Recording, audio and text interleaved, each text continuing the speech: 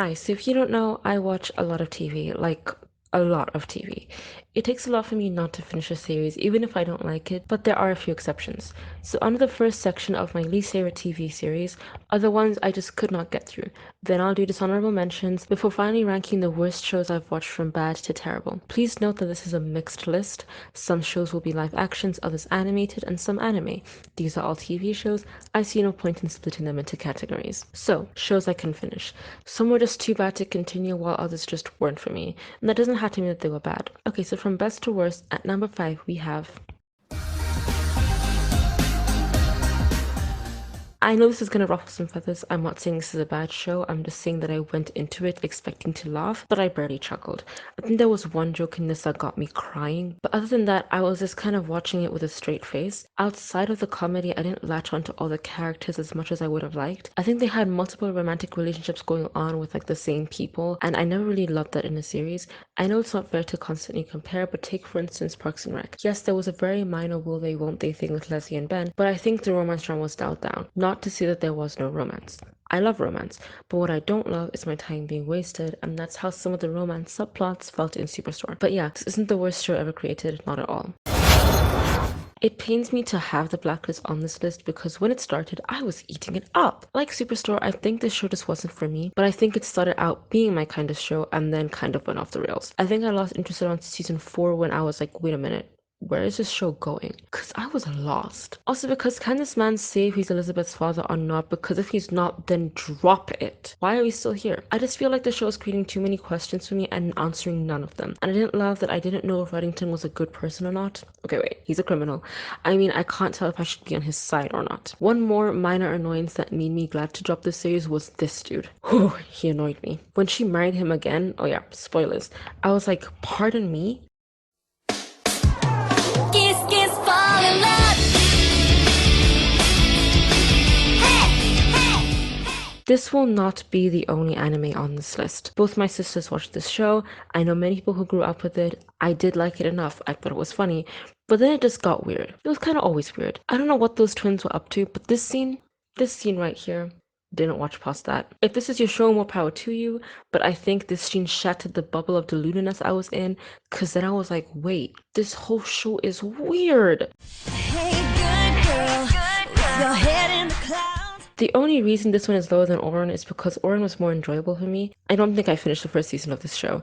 The idea of it was interesting, but certain things were annoying me. The one I remember was when the sister accidentally knocks her boss out and they tie him up, and Reta's character gets mad at her even though she did that because he was trying to do a not very good thing to her. The relationship between the three girls was fine, but not as wholesome as I would have liked, which is fine, just not for me. But what got me mad was when their debts were paid. They'd cover up their tracks. They had the money, then whatever her name is decides to get them back into crime because she was bored. My heart rate was through the roof watching this series, so for them to turn to crime again for kicks, nah, I was out. Inventing Anna was boring. I don't think I need to say anything more about that. I don't love anything true crime or based on a true story because it's either ridiculously scary, and I can't brush my fears away by saying it's only fiction, or it's just ridiculously boring, as real life often is. Could not finish this show. I don't even know if it needed to be this long. Okay, now I'm gonna rank the worst shows I've ever watched. My only rule for these is that I have to have watched them until the end. Before we start ranking, just a few dishonorable mentions that didn't make the ranking. I think you already know why I don't like this one. I want to be clear and say that it's the last 3 seasons that deserve to be ranked low, but the first 2 are decent and did save it. I think the terrible ending didn't ruin the whole show for me. I can still rewatch the first 2 seasons happily, and I go to bed at night pretending that the series was cancelled after Jane and Michael got married, and I rest easy. One of Us is Lying isn't a bad TV show. I came back for season 2. Eventually. I think it's a show that has me hooked, but also exhausts me, so I always have a weird relationship with it. The bad guy in the first season works, yes, but also no. I feel like every character would say he was so terrible and so evil, but then we never saw him do anything evil, so it just felt like it was obviously going to be him. But the way the first season ended with a trope I cannot stand, the thing of ending your season with the main characters covering up a murder, but not really a murder because of self-defense, nope, try again, can't stand it. But at the very least, the bad guy in season 2, pretty good. Decent. A lot of other stuff in it was so annoying, but the bad guy, decent enough. Another thing in this that is present in other TV shows on this list is how I can't really stand when the main characters don't get along. I like a little conflict, some drama, but with some of these characters all I could think was, okay, why do y'all even care about each other? It doesn't seem like you even like each other's company. I was a little disappointed that season 3 was cancelled. I wanted to see where they would have gone with it, but maybe it was for the best. Not the worst show ever created by any means, but definitely not the best.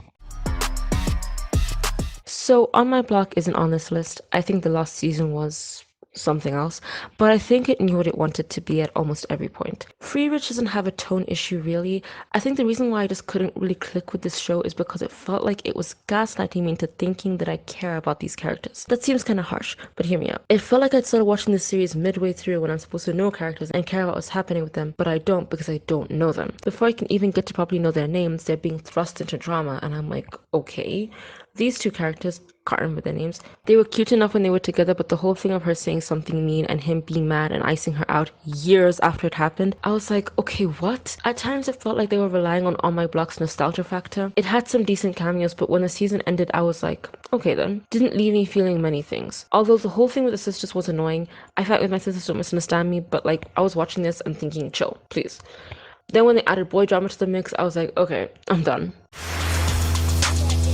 This show had potential, truly. To be honest, I ranked it this low because of the major twist in it. For those of you that don't know, this show is about a senior in high school whose best friend convinces her to live it up a little since she's barely partied or done anything fun in high school. Just a minor aside, this feels like a personal attack. I'm kinda over the movie premise of I've spent my whole high school career worrying about college and now I have no social life, so I'm going to a party. Because it kinda presents people who choose not to party in high school as missing out and obsessed with schoolwork. I didn't go to high school in America, so this obviously isn't about me, but I don't know, don't love it. Point is, after some partying, our main character, Erica, is hit by a car and she wakes up and her body is lying under a moose because she's dead. So she's now a ghost and has to resolve her unfinished business so she can ascend. And she thinks it has something to do with going out with the most popular guy in school. Anyway, we learn that the body trapped under the deer is actually Erica's friend and not Erica. Her reason for lying was kind of annoying, but I think the twist wasn't the worst thing I've seen. I kind of predicted it a little bit. There are some snippets of this hidden here and there, but then the show takes a turn where it becomes a tribute to the friend. I don't hate this show, but you won't see me rewatching it. I think it would have worked better as a movie. Also, outside of the twist, the fights between the two friends were annoying, and you've probably seen their abbreviation thing. And there's no time anyway. High school is over. It's not over. This is our LCTMSEM. It wasn't cute, it wasn't funny, it was just annoying. I think I might just have beef with teen drama, so this is on me. I'm also an avid hater of love triangles. I was reading a webtoon, Swimming Lessons for a Mermaid. They randomly introduced a childhood friend love interest who knew the main girlie's secret, and that's when I stopped reading. I didn't care for it. And unlucky for me, EXO Kitty isn't a love triangle. Nope, it's a love square. I can't. This show, like every one of these mentions, has good moments, but I think I mistook cringe for entertainment too much. There was a lot about the show that was just annoying. Kitty's motivations and the themes of the show felt a little muddled to me. I think she also overstepped with the whole baby adoption subplot. I also think that all that drama with Day was unnecessary. Like NDA NDA. Just say this is an agreement between us. I signed an NDA, so I can't tell you any more about it. The dramas felt very low stakes at times. That being said, I'll probably watch season 2. If the Dragon Prince doesn't step up its game, it might find itself here. Okay, so top 10 worst shows. I might get some hate for this, so please remember that these are my opinions and my preferences. Any show I mention here doesn't have to be a bad show. If you like it, you can continue to like it. I will not stop you.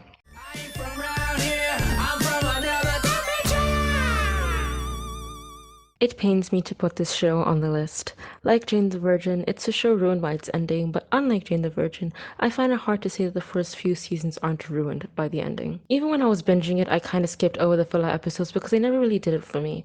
When the show became more story-driven, I think it hit its stride, and then it ended, and I guess you could call that an ending. You've probably heard something about the fandom's beef with this ending, so I don't think I'll say much about this, but I will say I'm working on a video about this show, so keep your eyes out for that.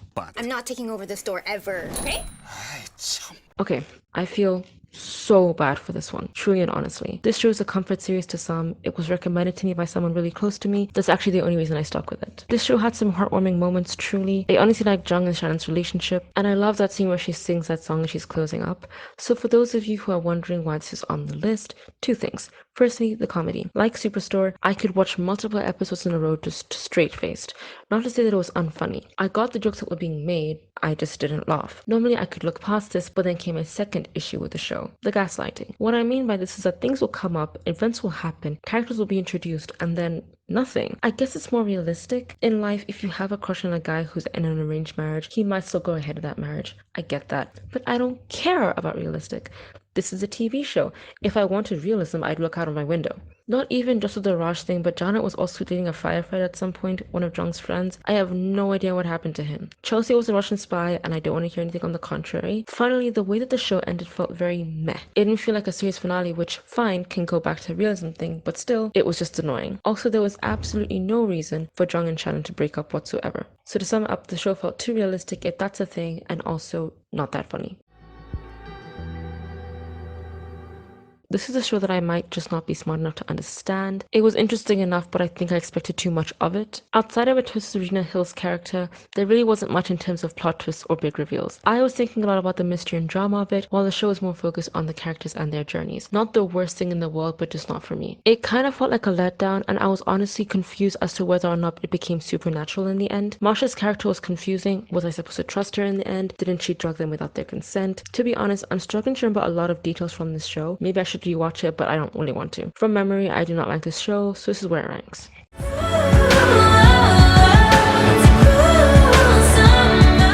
Now I might make a best shows video, and Cruel Summer Season 1 may find itself there, but Season 2 will be here. I don't normally split seasons up like a series is a series, but with this show I'll make an exception. The 2 seasons stand alone, and the second one was not it. Watch the first season, you really should. Let me sum up my annoyances with this show as quick as possible. I hated that majority of the drama was centered around this Wonder Bread looking boy. I didn't like how randomly Isabella became obsessed with Megan. Also, while we're here, I've been personally attacked yet again. I have been to boarding schools in different countries, and I swear I'm not a weirdo.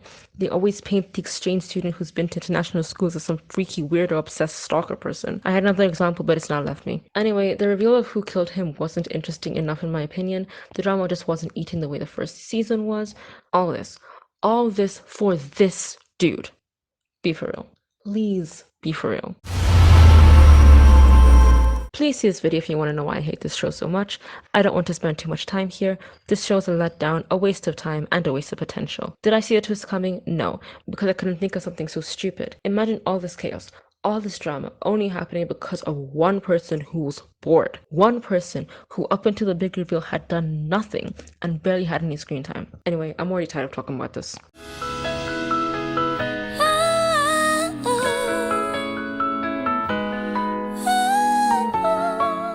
Okay, so I don't know if I've posted anything about Fruits Basket at the time this video will come out. My little sister and I recorded something, so I don't want to repeat too much stuff from it. I think this might be just yet another anime that's just not for me. To be frank, I think what made me hate it so much was that it left the realm of discomfort and ventured into offensive. The villain got some kind of redemption in the end when her actions in the show could make Frollo say, "Whoa there, you should calm down." She slapped this child, almost paralyzed this one, and blinded this beautiful, beautiful man. And in the end, I'm supposed to be happy that she's forgiven and ended up with Shigure? What? I also didn't love the way that the curse was handled. Like, in the end, everyone's curses just break. How did they? Not important. Please listen to what my sister and I recorded if you want more details on this show. If it's posted already, I'll put it in the description. To sum it up, I've heard fans of the show saying how moving and heartwarming the ending was to them and how much it meant to them, but I wasn't left with that feeling. It left me sad, disturbed, and a little angry. Ugh, I don't even know what to say about this show. It was so dumb. I don't want to waste breath explaining the plot. These twins basically swap places every year. Yes, they have husbands. Yes, this is assault. However, one of the husbands knew about the swapping and used it as an opportunity to study the twins. Ew. Anyway, one of the twins goes missing, so the other one takes the place to find out what happened. One of the twists is that the twin we've been following is actually the crazier one and the one who initiated the swapping when they were kids. This twist doesn't faze me that much because in my head, they're both crazy. They are both insane. One twin was kind of trying to get away from the other. I think in terms of twists and turns, this show was okay, but it was the execution of it that got me annoyed. The show ends with either twin committing a bunch of crimes and the sheriff lets them go because she can't figure out who to arrest. Arrest them both! They're both crazy. I think one twin is presumed dead, and in an epilogue we see one of them. I think the show didn't do an amazing enough job at differentiating the twins in terms of their personality, and they were always switching so I didn't know who was who half the time. This confusion could have been good if used well, but it wasn't.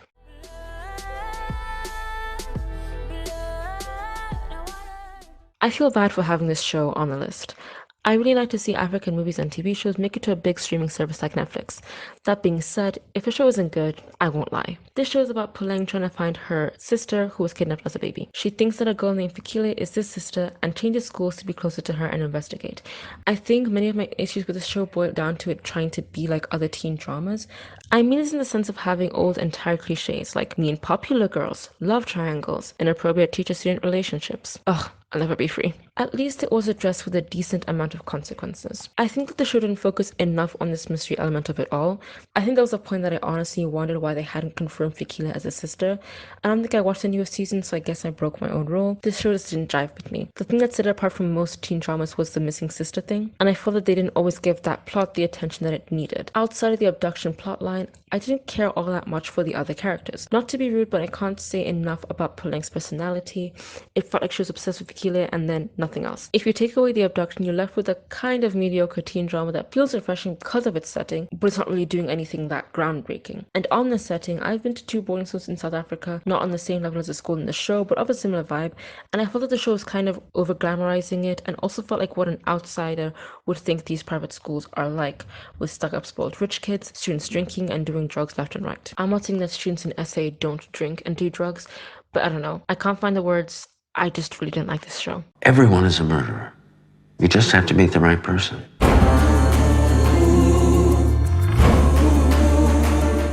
Unlike the previous entry, I have a lot to say about this one, so strap in. Okay, so the premise of this show is that this girly pop from the UK goes to speak to Sunny Tucci's character in the States because she needs help with a case because her friend has gone missing. In the trailer, I learned that Tucci's character plays a man who killed his wife, decapitated her, and has yet to disclose where he kept her head. From the way he speaks, he doesn't seem at all like a man who killed his wife, and one of the reasons I started watching the show is to find out why he did what he did. Anyway, in the show, David Tennant's character is a vicar.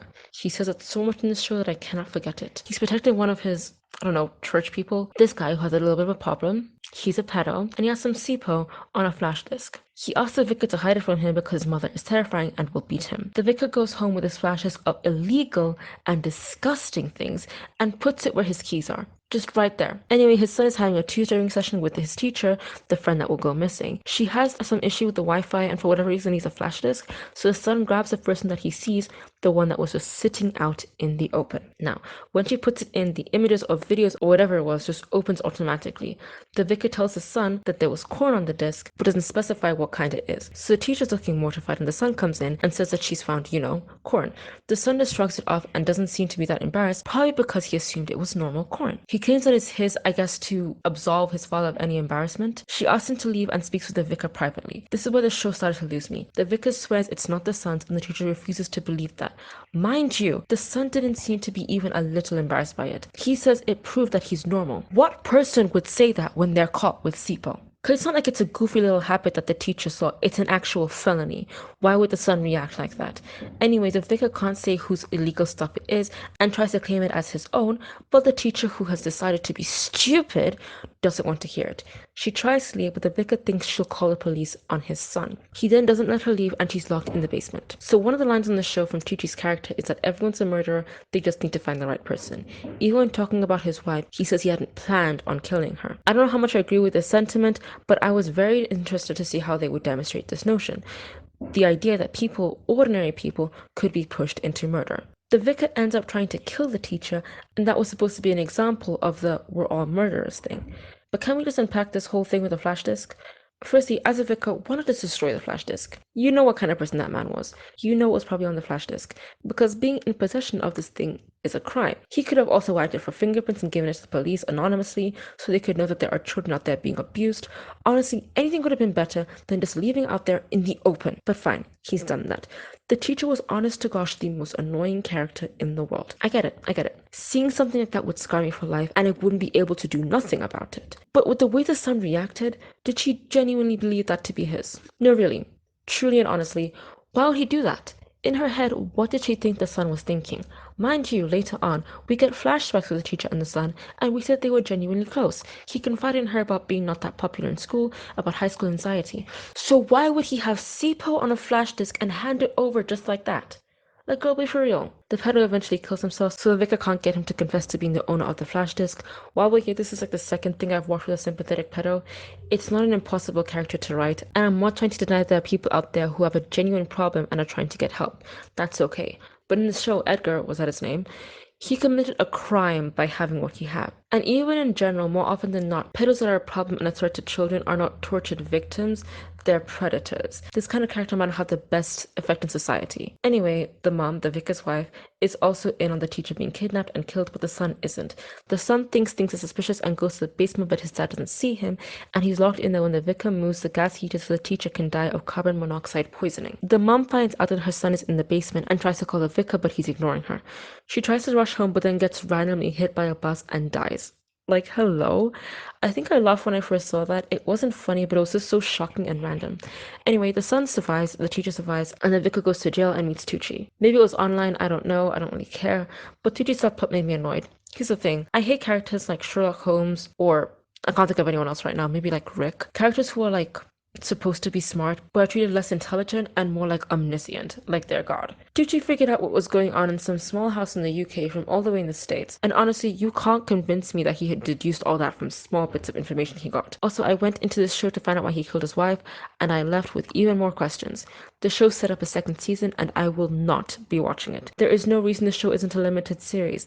They had potential where everyone can be a killer thing, but the whole thing with the vicar and the teacher escalated for the sake of escalating. There was no reason they couldn't just talk about it. Or he could have let her go to the police, then he could talk to the police.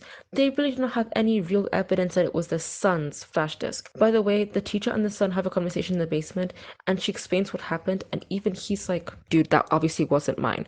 Whew, okay. You're probably wondering what show is worse than this. To be honest with you, these rankings could be shuffled around depending on the moment. As a whole, this is where these shows rank for me, but individual characters or scenes could affect the way that they rank. So even with this number one spot, there are times that it wasn't as bad as Inside Man, but as a whole, I think there won't be many arguments with the number one spot for the worst TV show I've ever watched going to...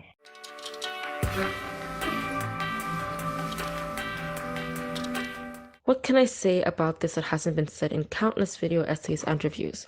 When the show wasn't offensive, it was annoying. When it wasn't annoying, it was boring and lifeless, but it never stopped being preachy and pretentious. I honestly want to have a cup of tea with the writers of the show to understand how every time the new season came out, I'd think, wow, it can't get worse than that. But it did. I want to ask them how they kept lowering the bar with every passing season. This show isn't even worth a hate watch. I still have trauma from the scene with Tyler in the bathroom in season 2. I didn't watch season 1, but I've heard it was the best of the seasons, but also offensive in its own right. So if you watch season 1 and you don't particularly like it, it's only downhill from there. It was almost comedic how off the rails this show went. My word, it was just terrible. Right off the bat, the premise of a girl taking her own life and recording 13 tapes and sending them to the kids in her school is psychopathic. I pity Hannah, I feel bad for what she went through, but geez, that's a terrible thing to do to people. Especially because if you lightly tease someone in school and they kill themselves later, any normal person would feel immense guilt from that automatically. I appreciate the need for conversation surrounding this place, but this show got away with too much under the guise of start a conversation. Outside of one of the reasons, no one else really deserved a tape. Call me a hater. But that was season 1. It was based on a book. But then we got a second season that had one of the most horrific assault scenes in TV history, and a school shooter. Fun. Then came season 3 where they tried to make us pity the show's villain, Bryce Walker, who up until that point had been a step above the enemy. And then season 4, perhaps the worst season of any TV show ever written, and yes, that's including The Dragon Prince season 4, and Star vs. season 4, with their worst elements combined. Clay, the main character, has lost his mind. And can you blame him? Well, yeah, that man was put through hell, but how is he going to show up to a police station, shouting that he has a gun, and then just walk out of there unpunished? Also in season 4, they brought a character in to prove the quote-unquote innocence of another villain on the show, Monty Montgomery. That's not his name, that's so stupid. Monty. He had done something unspeakable in season 2 and was arrested in season 3 because of that. When he's in prison, a character lies that he was the one who killed Bryce, and before the police can investigate further, they find out that Monty was killed in prison because, you know, he assaulted a minor. And I'm not talking about a punch to the face.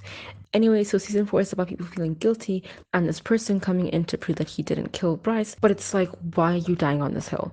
Is it that important that people remember him as an assaulter and not an assaulter and a murderer? He's in hell either way. Anyway, I could talk about this even more, but before I move on, let me talk about this annoying character, Ani. Firstly, when I heard she was a Kenyan, I was like, slay, representation. But I want everyone to understand that as a Kenyan, I do not claim her. She was the most annoying character I've ever seen in my life.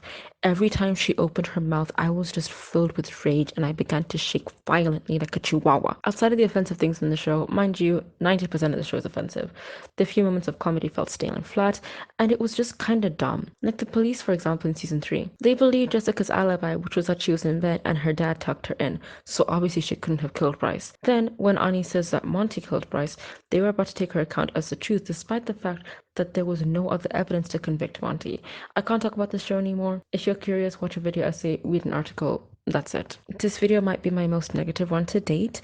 I appreciate that you watched it nonetheless. I am thinking about making a best shows list, but we'll see how this one goes. Let me know what your worst shows were. If there's something on this list that you feel didn't deserve to be here, feel free to defend it in the comments. Until next time, I'm JustASquirrel, and thank you very much for watching.